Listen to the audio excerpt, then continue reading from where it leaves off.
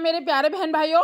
मैं सुना रही हूँ आप सबको रामायण का बालकांड अर्थ सहित, जिसमें कि रामचरितमानस के बालकांड में राम जी के जन्म से लेकर उनके विवाह तक की घटना क्रम है।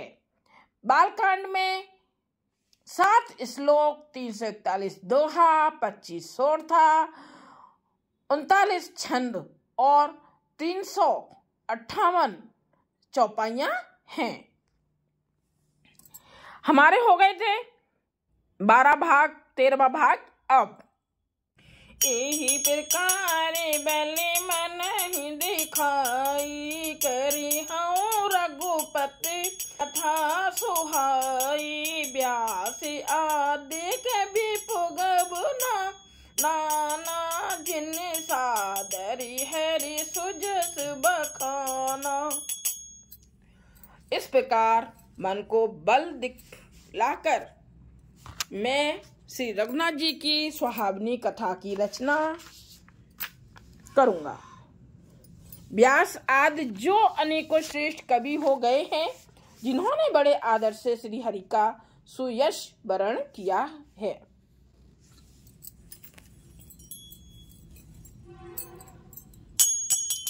चरण कमल बंदो तिन कीरी, पूर्वहु सकल मनोरथ मेरे, कलि के कविन करऊं परनामा, जिन बरने रघुपति गुण ग्रामा। मैं उन सब श्रेष्ठ कवियों के चरण कमलों में प्रणाम करता हूँ, वे मेरे सब मनोरथों को पूरा करें। कलियुग के भी उन कवियों को मैं प्रणाम करता हूँ, जिन्होंने श्री रघुनाथ जी के गुण समूहों का वर्णन किया है। ये तुलसीदास जी बोल रहे हैं। ये प्राकृति कवि परम सयाने, भाषा जिन हरि चरित बखाने, भय जे अहे जे होई है आगे, प्रणवहु सब कपट सब त्यागे। जो बड़े बुद्धिमान प्राकृतिक कवि हैं, जिन्होंने भाषा में हरि चित्रों का वर्णन किया है, जो ऐसे कवि पहले हो चुके हैं, जो इस समय वर्तमान हैं और जो आगे होंगे, उन्हें सबको मैं सारा कपट त्याग कर प्रणाम करता हूँ। हो प्रसन्न देहो बरदानो, साधु समाज भनित सन्मानु, जो प्रबंध बुद्धि नहीं आदरही, सो श्रम बाद बाल कपि करही।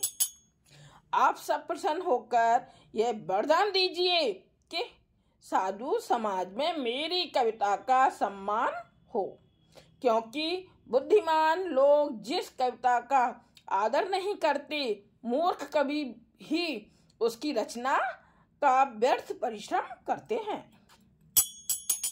कीरत भनत बूत भली सोई, सुर सरि सम सब के हित होई, राम सुकीरत भनित भदेसा, असमंजस अस मोह अंदेशा।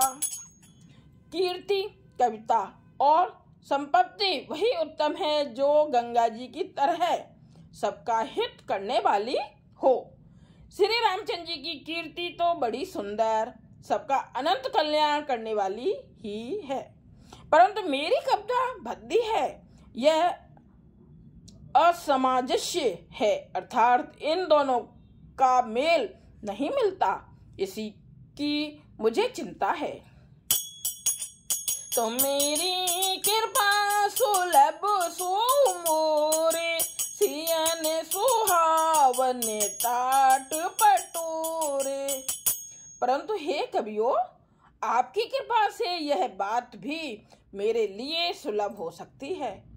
रेशम की सिलाई टाट पर भी सुहावनी लगती है। कितना अच्छा दे रहे हैं।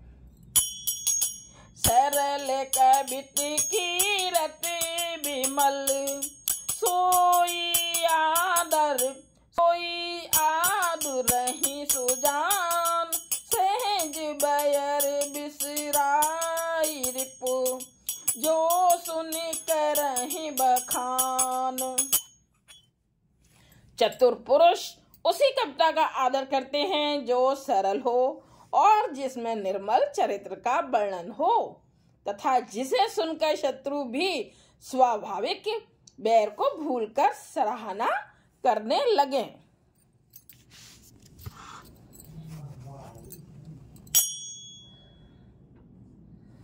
दोहा ख, सो न होई बिनु बिमल मति, मोहे मत बले अति थोर, करहु कृपा हरि जस कहूँ, पुण्य पुण्य करहु निहोर। ऐसी कविता बिना निर्मल बुद्धि के होती नहीं, और मेरे बुद्धि का बल बहुत ही थोड़ा है, इसलिए बार बार निहोरा करता हूँ कि हे कवियों, आप कृपा करें जिससे मैं हरि यश का वर्णन कर सकूं। कवि को विद रघुबर चरित, मानस मंजू मराल, बाल बिने सुन सुर चिलखी, मोह पर हो कृपाल। कवि और पंडित गण, आप जो रामचरित्र रूपी मानसरोवर के सुंदर हंस हैं, मुझ बालक की विनती सुनकर और सुंदर रुचि देखकर मुझ पर कृपा करें। सोठ था, बंदऊ मोने पद कंजू, रामायण जेहि निर्मयो, खर सुकोमल मंजू, दोष रहित दूषण सहित। मैं उन वाल्मीकि मुनि के चरण कमलों की वंदना करता हूँ जिन्होंने रामायण की रचना की है, जो खर यानी कि राक्षस सहित होने पर भी खर यानी कि कठोर से विपरीत बड़ी कोमल और सुंदर है, तथा जो दूषण राक्षस सहित होने पर भी दूषण अर्थात दोष से रहित हैं। बंदौ चार्य वेद भव बारिद बोहित सरिस, जिन्हें न सपने खेद, बरनत रघुबर बिसर जसो। मैं चारों वेदों की वंदना करता हूँ जो संसार समुद्र के पार होने के लिए जहाज के समान हैं, तथा जिन्हें श्री रघुनाथ जी का निर्मल यश वर्णन करते स्वप्न में भी खेद थकावट नहीं होती। बंदौ वेद पद रेनो भव, सागर जेहि कीन जेह, संत सुदास सिधेनु, प्रगटे खल विसुबारुनी।